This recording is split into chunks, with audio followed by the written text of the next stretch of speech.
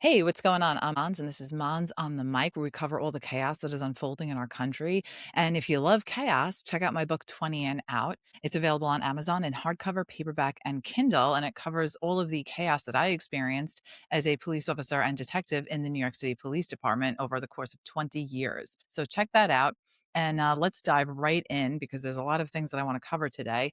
And mostly it's going to center around Iran because I think that's going to be the focus of the news cycle for at least the next week or so. And as we've seen the terror attacks that are coming in mass from the sleeper cells, I think that it's only going to get worse. But let's dive in and get started. So today, I really want to quickly cover New York City again, how it is following the Cloward Piven strategy of let's just implode the system and let it all fall apart so we can build it up again in the way that we want it. And we meaning the communists, the Marxists, the socialists, the globalist plan.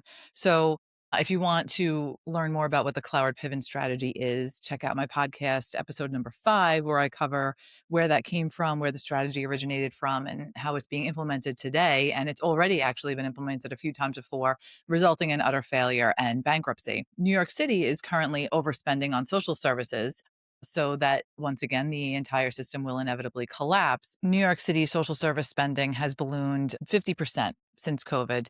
And the state budget chief is saying that we need to have some guardrails here because the spending is going to be unsustainable. But of course, that is the plan. Mamdani is not doing this because he's incompetent or because he doesn't really know any better, but because it's part of the plan. I don't think he loves America at all. I don't think he loves our freedom. And from videos that I've shown you before of the Muslims stating out loud that they're going to take over New York City and that it's theirs now, it's part of the plan and it's going to continue. This has nothing to do with hatred. There are not all Muslims that feel this way, but the vast majority believe in a caliphate. And we're going to get into that more later on in this episode. That's New York City. It's going to devolve into a socialist hellhole. It's the slow, steep slide into a deep abyss. And it's just a matter of how many victims it's going to claim before it completely collapses. And if there's really going to actually be anybody that can help it, we'll see what happens. The last time that New York City went bankrupt, the unions bailed them out with billions of dollars. I don't know if he plans on raiding all of these other funds. I don't know if they're going to want to bail them out. We'll see what happens. So I also want to go quickly into Operation Artichoke. I spoke about this on a previous podcast, the precursor to the MK Ultra mind control experiments that the CIA was running back in the 50s and 60s. And I know a lot of people are like, Monz, why are we going back into the 50s? Who cares? Well, because I think the 50s and the 40s and 50s, and then definitely the 60s where it exploded, is where we found a lot of the plans for takeover and control really being implemented. So there were a lot more documents that were declassified on Operation Artichoke. I have one here from 1953. But basically, here, I'm going to read one paragraph of this and so you can understand what the plans of the CIA were. And originally, it was most likely probably to identify people who were working for Russia, who were double agents or spies or whatever it may be. But these were the plans that they had, and I'm going to read it to you. So just check this out. I'm reading directly from the declassified CIA files. Title: Suggested Fields for Special Research Relative Artichoke. So, Section 1, Chemicals, including drugs. It is believed that specific research should be undertaken to develop new chemicals or drugs to improve known elements for use in the artichoke work. A study should be made to determine what drugs are best suited for direct use on subjects along the lines of amytal and pentothal, which are drugs that are best for indirect or long-range approach to subjects. The second type of drug should be one that could be administered over a considerable period of time, possibly being placed in food and water, and would either have an agitating effect, which would produce anxiety, nervousness, tension, etc., or a depressing effect, which would create a feeling of despondency, hopelessness, and lethargy, etc. This study should include chemicals or drugs that can effectively, underlined effectively, be concealed in common items such as food, water, Coca-Cola, beer, liquor, cigarettes, etc. This type of drug should also be capable of use in standard medical treatments such as vaccinations, shots, etc. So the question is, what methods during Operation Artichoke and later MK Ultra were found to be most effective, and how are they being used today? This was 70 years ago? Longer? How much further advanced did these tests get? The intent would be to interrogate captured suspected spies, but how do we know that this isn't being used in mass amounts, say in a COVID shot with the new mRNA technology, which was perfected in overseas labs funded covertly by federal agencies. Not to put a tin hat on, but the American public has been tested on in mass amounts before. I've spoken about Operation Sea Spray, where members of the CIA would spray bacteria to test how it would spread by wind. They also broke light bulbs in subways in New York City to see how far a potential toxin would spread. The problem, of course, was that people got sick from this, quote, inert bacteria, and a lot of people died. Collateral damage for the deep state and deep intel agencies is acceptable. The ends justifies the means. I know I'm repeating all of this, but it's important to understand what our government is capable of so we don't think they would never do that to us. The members of the CIA, the FBI, the deep state old school mentality guys believe that a few casualties of American citizens is insignificant compared to the need to protect the nation. So keep that in mind as we continue on. And we're going to go now to the war in Iran. So we know that Trump authorized an airstrike during Ramadan that killed the supreme leader, the Ayatollah Khomeini, and over 40 of Iran's top officials, including the head of their intel and their defense agencies. Why did we do this?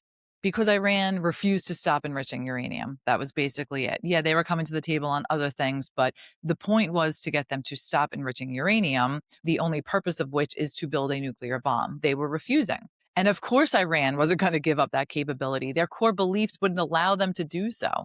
In fact, we offered Iran free nuclear fuel forever to allow them to use nuclear power to provide electricity to their country, which is what they have always claimed is the purpose of needing the uranium. Them denying that offer was all the proof that we needed. But why do they need nuclear weapons? Why do they fund Hezbollah and Hamas and terrorist cells all across the world? Why do they fund sleeper cells here in America?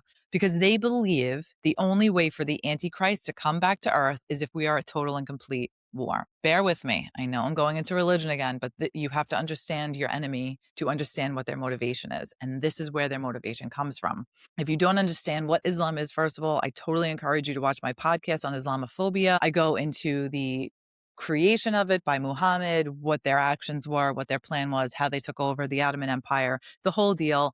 It's actually really interesting if you get into it, and it helps you to understand where they're coming from. We can't understand the mentality and mindset of suicide bombers and religious warfare because we're not motivated in that way, or most of us aren't. But if you don't grasp how your enemy thinks, you can't possibly anticipate and predict what they're going to do. So within the Shiite belief, Imam Ali succeeded as leader of Islam when Muhammad died. Around 868 AD, Muhammad al-Mahdi was born to the 11th Imam. He was in hiding for most of his life because the Abbasid Caliphate believed that Mahdi would overthrow their control and take over. Rumor is that he's been hiding in caves ever since. The Shia Muslims, the majority in Iran, believe that Mahdi will return to rid the world of injustice and establish a global Islamic kingdom. The belief in the Mahdi's return is a central pillar of the Iranian regime's ideology and has been used to mobilize followers for war and escalate sectarian conflicts. Scholars in Iran teach that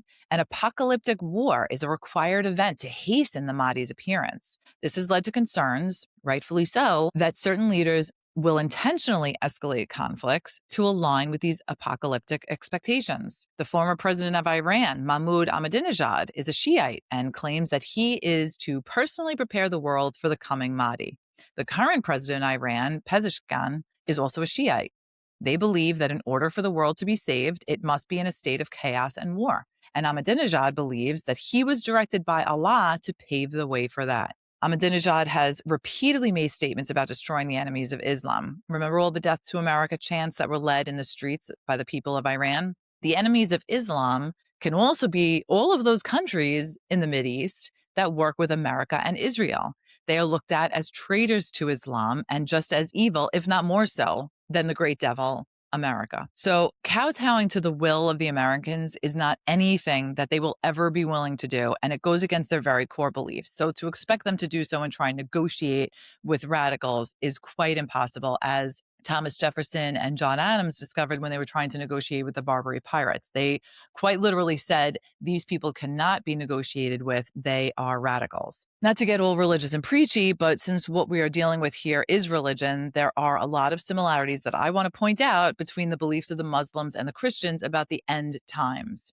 In the Bible, in Revelations, the Antichrist will appear as a man of peace, desiring to make the world right. In John chapter 5, verse 43, Jesus warned that the Antichrist would mimic the true Messiah and be accepted by those who reject Christ. The Bible also says tribulation will last for 7 years. Islam claims the same. Muslims believe that there will be 3 years of chaos before the 12th Imam reveals himself. Christians believe that there will be 3.5 years of disaster before the Antichrist reveals himself and destroys the Jewish temple. The Bible describes the Antichrist as a deceiver who claims to bring peace, but who actually brings war. The expectation in Islam is that the 12th Imam will bring peace through a massive war with the rest of the world. It is the duty the leaders of Iran feel to bring massive war to the world in order to bring the end times. In the Bible, in the book of Revelations, there are 4 horsemen that bring upon the earth the apocalypse, and they are identified by colors. White, which represents conquest, red, which represents war and bloodshed, black is famine, and pale green, which represents plague and death. Ironically, the colors of Muslim countries are the exact same colors for the most part. Iran, the UAE, Libya, Kuwait, Iraq, Palestine, Syria, Sudan. So perhaps the Bible foretold who would bring about the end times. Iran seems to be poking the bear of the entire Mideast with their attacks on the UAE, Bahrain, Kuwait, Qatar, Saudi Arabia, and Jordan. They must know that by alienating the entire region, who was already generally hostile towards Iran, is not going to work well in their favor. Iran funds Hezbollah and Hamas, so perhaps they're planning smaller scale attacks using these forces. They also have sleeper cells all across America, which we've known about. DHS is not providing any type of information on how many have been apprehended during the DHS sweeps across the country, how many remain.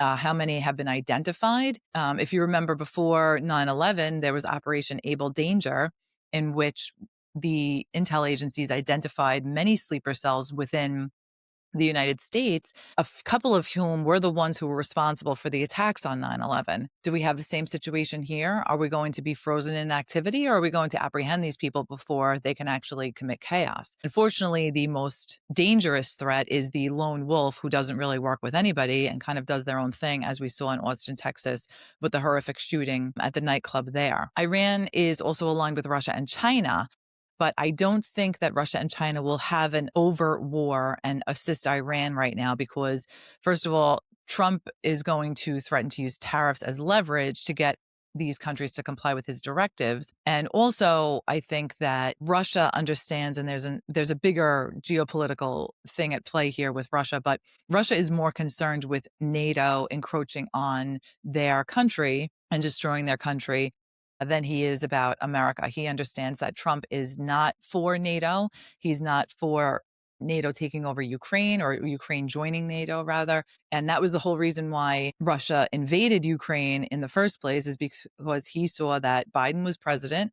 Biden was for NATO. He's for basically a world government. Putin, being a dictator, is not going to cater to another dictator. He's the dictator. I'm not saying that Putin is a great guy. Putin looks at Trump as an ally because Trump is also against NATO. So it's like the enemy of my enemy is my friend, because what happened was Putin invades Ukraine because Ukraine was allowing NATO forces to amass at Russia's border. So imagine in the United States if Russia, Iran, China, and a few other, maybe the BRICS nations, North Korea, started amassing military at the border of Mexico and the United States. What would we do? We would probably attack. We would probably invade Mexico because we know their next move is going to be to invade the United States. So for protection and self-preservation, we invade. And that's exactly what Russia did. And Russia wouldn't have done that. And Trump is right that if he was president, because Putin understands that Trump isn't going to defend NATO. Trump isn't for NATO. He's not all about a one world government, which is what the goal is there. So that's why I don't think that Russia is really going to jump in and help Iran right now, because he knows that Trump is more of an ally than an enemy right now. And I don't think by them even funding a proxy war in Iran and funneling Iran weapons, Trump is going to know about it. He's not going to be happy, and he will unleash hell. So the fact that Trump is a bully and he doesn't really care and he gives people hell when it's deserved puts these other bully tyrants in check, and they will stop from funding Iran and from providing Iran with weapons because they know that their country is going to face worse consequences because Trump is a strong leader. So that's what I think is going to be going on now. And I think that Iran is going to find themselves very quickly surrounded by its enemies, much like the position of Israel has been in since the beginning of the creation of Israel in 47. So it remains to be seen how this war is going to play out and who's going to align with Iran. But I think that Iran has their back to a wall right now. I think they've got their tentacles in a lot of places all over the world, and I think they're going to unleash hell. They're going to give everybody the green light, and it's going to be devastating. But tying Iran into the CIA, I think the entire history of how the Ayatollah came to power in the first place is actually really interesting. And it all started with Operation Ajax. I love all these great operations that the CIA comes up with. They're really super helpful to America and our allies. So in 1953, the CIA and British intelligence carried out Operation Ajax, which basically overthrew Iran's democratically elected Prime Minister Mohammad Mossadegh. Why did the CIA overthrow this guy? Because he took control of the British-owned oil industry, which was BP. That put our interests and Britain's interests, who was our ally, at risk. This guy wasn't actually anti-American, though. In fact, he was hoping that we would help him fight against British rule. It was the British and MI6, which is their intel agency, who enlisted the help of the CIA, who used propaganda and bribery to overthrow the prime minister who was duly elected. So what we did was, once he was overthrown, the monarchy of the Shah Mohammad Reza Pahlavi was reestablished. And he signed the oil rights back over to the good old U.S. Because of this entire coup, the Iranians developed an extreme distrust of the United States, as they should. I don't blame them for feeling that way. They elected somebody, whether it was a fair election or not is irrelevant. He was elected. He wasn't necessarily an enemy of us. And we have no business going in there and removing somebody who was duly elected. But that's what the CIA did. And this was not the first time that our intel agencies ran a coup against a foreign government. The Bolshevik Revolution in Russia was probably the first. This is back in 1917, which predates the CIA and the OSS. But I'll get into that in another podcast. But that was basically the framework for what was used to overthrow governments in other countries as well that didn't act favorably towards the United States. But we had been well versed basically in how to overthrow a government. And interestingly enough, if you study the methods that the CIA and other intel agencies employed in these other countries, you find many similarities happening here in America with the mainstream media, disinformation campaigns calling facts disinformation. It's very interesting and has led to much of the unrest that we are seeing in our country. People believing the lies that are perpetrated, just like the intel community wants them to, and acting violently because of it. So from 1953 to 1979, the Shah ruled with U.S. support because he positioned himself as the only thing stopping the spread of Russian power and communism. Remember, during those years, we were in the Cold War, concerned that the Soviet Union was going to take over the world. He convinced America that a weak Iran would eventually fall to communism. And so we supplied him with $5 million a month and military intel.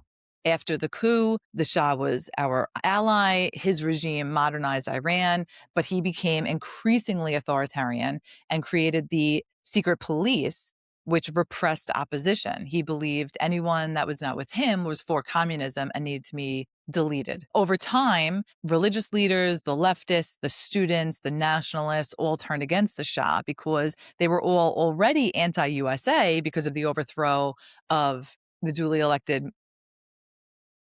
Mossadegh. So knowing that the Shah was basically propped up by the U.S., the growing unrest was inevitable. This growing resentment is the key cause for the later revolution. So in 1979, we have an Iranian revolution. The CIA had contacts within the Ayatollah Khomeini's circle, and they communicated with his aides. So smelling the changing tide, the CIA played both sides, ensuring victory either way for the United States. So because the anger towards the Shah, millions of Iranians joined together in massive nationwide protests. They mobilized their religious sects. They engaged in strikes that shut down the entire country, and they lost support inside Iran's military. If any of these things sound familiar to what was attempted in our country with the leftists saying to our military that you need to stand down and not follow the president's orders, well, they were just doing exactly what the leftist has done in Iran during the revolution to overthrow the government. So the Ayatollah Khomeini becomes the leader. He was already the most influential opposition cleric, which is what put him in a good position to become the new leader of Iran. His messages were spread through mosques and tapes, and revolutionary factions united together behind him. In his belief that anything Western was a threat to the country and receiving support from generally the masses in Iran, the Ayatollah went about instituting Sharia law, which is the rules of the religion of Islam. All laws, including Iran's constitution, had to adhere to Sharia code. Sharia code is supreme to all other laws. Ironically, the very people, the leftists, the liberals, and progressives who fought alongside the Muslims to help them obtain power were the first ones who were rounded up by the Ayatollah's regime and destroyed. The Ayatollah used a combination of revolutionary tribunals, the establishment of the Islamic Revolutionary Guard Corps, and a cultural revolution to suppress opposition and enforce strict Islamic codes. He did have significant public support, but the rapid transformation of Iran into an Islamic republic required the systemic removal of secular, leftist, and nationalist elements of the revolution through violence and coerced compliance. And that's what he used all of these agencies to do. So from 1936 to 1941 in Iran, the veil, the burqa, was banned in Iran.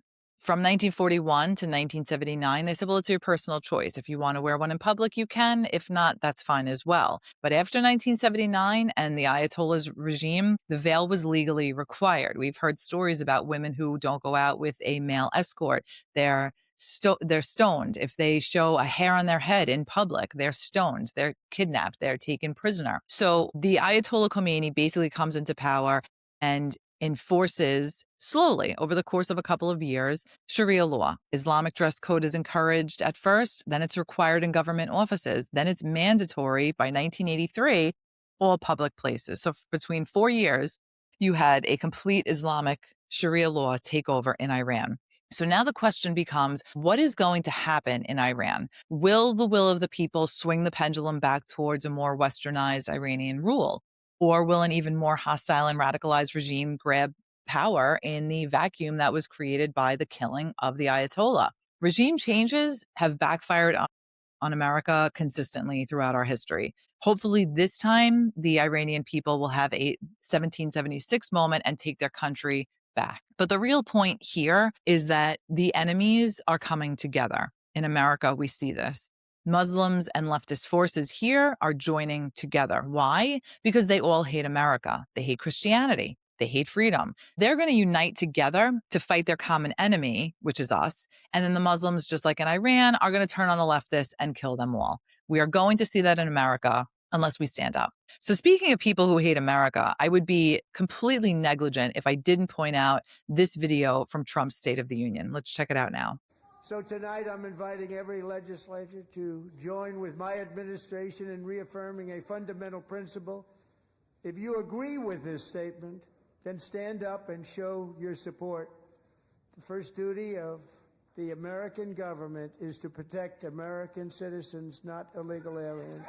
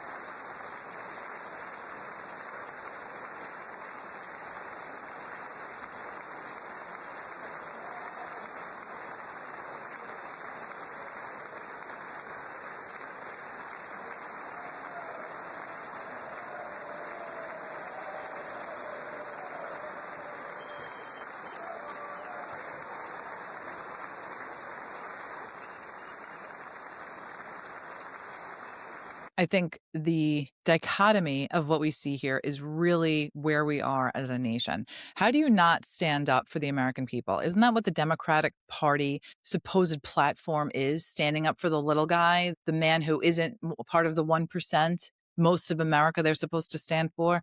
And Trump's genius in calling them out, knowing that they're not going to stand because they don't stand. They didn't stand for the little kid who had cancer. They don't stand for the mothers whose daughters were raped and murdered by illegals that they allowed into the country. So he knew they weren't going to stand. It was a genius play on his part, but it really shows the American people on a huge stage that half of that Congress supports the American people. The Republicans actually are the ones that support the little man, the one that's working, the blue collar worker. They do support America. They want to protect Americans. And now you have a party that doesn't. And they said it flat out by not standing up. How can you as an elected representative not stand up and say, yes, I support the American people first. Illegal aliens, we'll worry about them when they try and come through legally. But yeah, we have to stand up for the citizens who elected us into office. They're sitting down telling you, I don't really give a shit that you elected me into office. I'm not standing up for you. I'm standing up for the illegals who are going to be my future voters. That's what they're doing. Half of our country believes in the Constitution, the traditional beliefs that made us the first actually truly free nation in the history of the world. The other half believes in restrictions of those freedoms, that entrepreneurs who sacrifice and work hard and invest their time and money into making a successful corporation and become millionaires or billionaires should be the ones to pay for all of those who are too lazy to do anything else. So following that logic, what the Democrats really want, which is what they wanted basically from the time of the Civil War, and you can watch my last podcast and understand what the Democrats were actually doing, especially to the blacks after the Civil War was fought, they want the oppression of the masses. If people aren't inspired to work, to achieve, they don't create. They are content with sitting at home, collecting paychecks, smoking weed, and be happy that the rich are paying for their lives. They become dependent upon this system. That's inevitable. And those in power control them. It's the new type of slavery. Their movement is restricted. Their ability to move up and improve their station in life is now handcuffed. America is the most powerful nation because of innovation, because of the encouragement of the masses to create. Patents will protect your inventions so that big companies won't steal them, and you can make money off of your time and effort spent in inventing something that will help the greater good. We sit in the comfort of our homes and the luxury of our lives because of the few men who invented a couple of machines that make our lives easier. The Democrats want us squabbling over scraps. They want us to live in the filth that the illegals who come into this country from the third world live in, while they sit in their rich enclaves protected by giant walls and men with guns. And they take away our walls and our guns. This is where we are as a country right now. We are at a turning point. And those of us who believe in 1776 and the Constitution believe that, well, we elected Trump, so we're safe. He's going to protect us. That's not going to happen. He can't do it alone. We are at war right now. But because there aren't literal bullets flying back and forth and our homes aren't being taken over by some other army, we don't grasp that we are. Half of our representatives, and you see them sitting right there, literally sitting, are working hard to cheat in elections so they remain in power and work to subvert the freedoms that have been provided to us, not by our government, but by God, and were cemented in law by our founders. This is a country based on Christian principles, but that doesn't make us cowards who let these commies walk all over us. Being a Christian doesn't mean you're a doormat. McCarthy was correct in his quest to rid Hollywood and the government and the citizenry of the dissidents and the communists who strive to rip apart the fabric of our nation. He recognized that there was a cancer growing, and he worked to eradicate that cancer. Unfortunately, he wasn't successful. You're free to disagree, but what these Democrats are doing is not disagreement. It's subversion, allowing illegals to flood our country and then physically and financially preventing ICE from removing them from our country is illegal. The White House working with social media companies and mainstream media outlets to put out narratives that they want and suppress opposition is illegal. Everything the Democrats believe in and fight for is what will lead to the destruction of America. And they're not even hiding it anymore, which is why they're extremely dangerous, because they think that they don't have to hide it because they have the support of enough people to keep them in power. If you vote Democrat, you vote to destroy America. It's that simple. The problem is we've become such a rich and spoiled nation, we don't grasp what this actually means. If you don't understand what it's like to live in a war-torn country that doesn't have freedoms and has to live constantly in fear of some radical group coming in and taking your home and taking your food and taking your ability to survive, go take a trip to Somalia. Go see what will happen to America if these people succeed in their endeavors. We have the Second Amendment, and in the Second Amendment, it says that a well-regulated militia are the necessary to the security of a free state. And that's why the right to keep and bear arms cannot be infringed. Infringed, that's a very powerful word, meaning there is no legitimate purpose in the government taking away a person's right to own guns. Now, granted, we've given allowances to this to people who are mentally unstable, but in another podcast, I'm going to go into the fact that back in the day, there wasn't even a consideration for people being mentally unstable and having guns because those problems corrected themselves. However, back then, the Minutemen were the militia. So a lot of people like to interpret the Second Amendment to mean, well, it means the National Guard. That would be the well-regulated militia. Not so. In the time of the writing of the Constitution, and you have to take historical context into account when you're interpreting what the Constitution and the amendments meant. The Minutemen were the militia. And who were the Minutemen? They were the farmers. They were the shopkeepers. They were the store owners. They were the ones who, when called in a minute, could grab their guns and respond to wherever the battle was and take action. That was the purpose of the Minutemen. And they were the normal American citizens, and they were the militia. That's what we need to understand. We are the militia. We have to get back to that and understand that we have to protect and fight for our country. It's going to come to that. The Democrats have brought this battle. I don't want a war. I don't want to go to war. I don't want to fight with our neighbors. I want to live in this beautiful country that we've been provided in safety and watch your children grow up in safety and happiness and be able to buy their own home and have their own children. But that freedom is being quickly eroded from us, and we cannot rely solely on Trump to fix all of these problems. We are going to have to stand up and fight. That means taking action. That means being involved in your local politics. That means being involved in regular politics. And you can't sit here and say, oh, I can't listen to politics. It's a cop-out. You have to be involved. It is your duty as an American citizen to be involved. And if things are going south in this country and we're deviating from the Constitution, it is your duty to act. And again, in 1776, the militia were the citizens. Finally, I want to talk about Hillary and her answering the subpoena. Man, I wish I could have watched her testify, and Bill as well, obviously. I really would have loved to see him squirm and try and walk his way out of this. But I had predicted that if Hillary had to testify, she was going to be the loose cannon that she was when she testified about Benghazi and the disaster of losing American lives over there and her failure to respond to their calls for help. Her rage came through quite easily. It was visible, barely held below the surface. But this time, somebody must have coached her, and instead of rage, she opted to go the scapegoat route and threw her beloved husband, Bill, right under the bus. According to a few members of Congress, her replies to many questions were, "You're going to have to ask Bill that." Nothing like getting even with your cheating husband by throwing him right under the Epstein bus. Man, would I love to be a fly on the wall when she comes home to him after that deposition. She also mentioned many times that they should be asking Trump about why his name appears in the Epstein emails, which I think is a really great spin. The genius is that she's not lying, right? On the surface, Trump's name does appear in a lot of Epstein emails. But the question is, she leaves out the context. How does his name come up? And Democrats love to do this. They take a section and say, well, go find out about Trump because his name's in the emails. But they leave out the reason why. And again, I went through all of the emails, and you can go on the DOJ's website, type in Epstein emails, DOJ.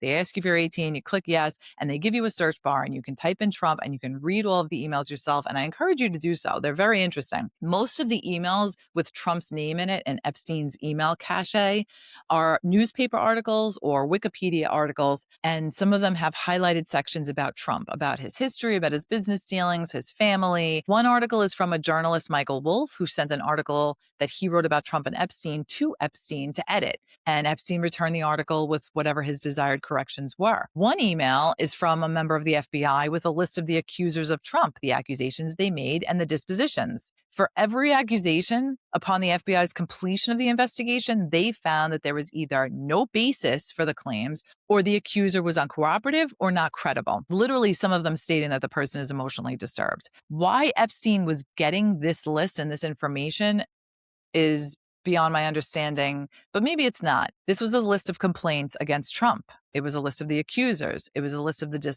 disposition of the investigation. Epstein is granted this intel because Epstein, and more likely, I think Maxwell, who was working behind the scenes. They were running the biggest honeypot operation in the history of the world, trapping politicians, major leaders, big time business owners, leaders of corporations, and they had all this information. That's why there are cameras all over Epstein's home. That's why there's tons of photographic evidence. The Russians do it all the time. That we saw with Bill Gates. He got caught and had to admit to sleeping with a couple of Russian prostitutes on several occasions. The Russians are engaged in this all the time. Why? Because you put somebody in a compromising position, you take pictures of them, and you say, if you don't do what I tell you, I'm going to put these pictures out there and your reputation will be ruined.